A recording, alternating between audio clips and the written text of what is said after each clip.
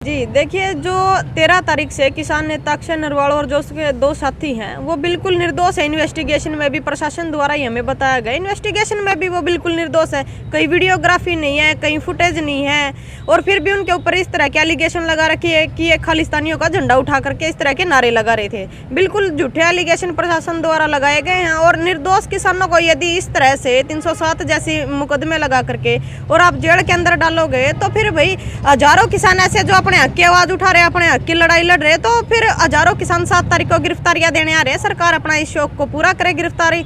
यदि सरकार यही चाहती है कि जितने भी निर्दोष लोग हैं जो समाज के लिए काम कर रहे, जो किसानों के लिए काम कर रहे, उनको जेलों के अंदर बंद करके उनकी आवाज को दबाया जाए, तो फिर हजारों किसान आएंगे गिरफ्तारियां देने। सरकार अपनी जेल के दरवाजे खोल करके रखे। तो कहाँ से किसान यहाँ पहुँच रहे हैं साथ? देखिए, 1 तारीख को जो महापंचायत हुई थी उसमें सभी संगठनों के, हरियाणा भर से ही नहीं बल्कि एमपी से भी किसान संगठन वहां पहुंचे थे, तो उसमें सभी की सहमति से यह फैसला लिया गया था कि भाई 7 तारीख को हम जेल भरो आंदोलन की कॉल वहां से दे दी, एसपी ऑफिस का घेराव किया जाएगा और सामूहिक गिरफ्तारियां दी जाएंगी। तो तमाम हरियाणा भर से भी संगठन पहुंचेंगे, अलग अलग जो हमारे सामाजिक संगठन है वो भी इसके हिस्सेदारी रहेंगे, और किसान संगठनों के जो प्रदेश अध्यक्ष हैं, जितने भी तमाम सीनियर लीडर हैं, वो सभी यहाँ पहुंचेंगे। 11 को भी करनाल के अंदर सीएम आवास का घेराव। जी देखिए, भारतीय किसान यूनियन की बैठक हुई थी 1 मार्च को, तो उसमें भी भारतीय किसान यूनियन द्वारा ये फैसला लिया गया कि यदि हमारे किसान नेताओं को, हमारे युवाओं को नहीं छोड़ा गया तो फिर 11 तारीख को करनाल के अंदर भी गिरफ्तारियां देने में किसान सक्षम रहेंगे। आपका नाम? प्रियंका खरकराम जी, भारतीय किसान संघर्ष समिति प्रदेश प्रवक्ता। इसमें देखिए कि बात जो आ रही है प्रशासन के माध्यम से, कहीं न कहीं ये बात आ रही है कि जी आप जमानत करवा लीजिए। तो हमारी इस मामले को लेकर अक्षय से ही बात हुई थी नरवाल से।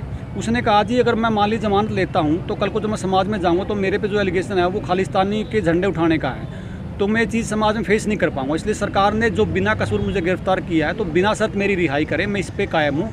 मुझे जेल में चाहे इसके लिए कितना ही समय लग जाए। आपका नाम? मैं सुशील नरवाल, राष्ट्रीय प्रवक्ता, भारतीय किसान संघर्ष समिति। देखिए, किसान नेता अक्षय नरवाल उसके साथियों की रिहाई को लेके तमाम किसान संगठनों ने, जो प्रजातंत्र में, जो लोकतंत्र में एक अधिकार होता है, हमने सारे प्रयास किए हैं और उस दिन से प्रयास में लगे हुए हैं। जो हमारी 1 तारीख को पंचायत थी कथूरा में, उसमें हज़ारों लोगों के जुड़ने के बाद भी प्रशासन का, सरकार का एक भी नुमाइंदे का ना आना ये दर्शाता है कि कहीं न कहीं सरकार जो इस मामले को लंबा खींचना चाहती है, और सरकार को ये लगता है कि किसानों को, आप किसान नेताओं को जेलों में बंद करके इस आंदोलन को कमज़ोर कर सकते हो। तो अभी हमने 1 तारीख की पंचायत में फैसला लिया है कि सरकार की मंशा यही है, तो 7 तारीख को एसपी कार्यालय के सामने 11 बजे हज़ारों लोग पूरे हरियाणा से गिरफ्तारी देने आ रहे हैं। आप भी अपना जो एक प्रयास है, आपको लगता है कि मतलब आप बहुत सारे किसानों को जेल में डाल के इसको कुचल दोगे, आंदोलन को दबा दोगे, तो आप अपनी ख्वाहिश पूरी कर सकते हैं। आपके माध्यम से प्रशासन को चेताना चाहते हैं कि आपके कैथल से, जींद से, आपका सोनीपत से और पूरे हरियाणा से हज़ारों लोग उस दिन 7 तारीख को 11 बजे, अगर आपको लगता है कि आपको आंदोलन को कुचलना है और इस तरह की बर्बरतापूर्वक कार्रवाई से आप इसको करोगे, तो आप अपने लिए तैयारी करिए। जी प्रियंका, क्या कहना चाहेंगे?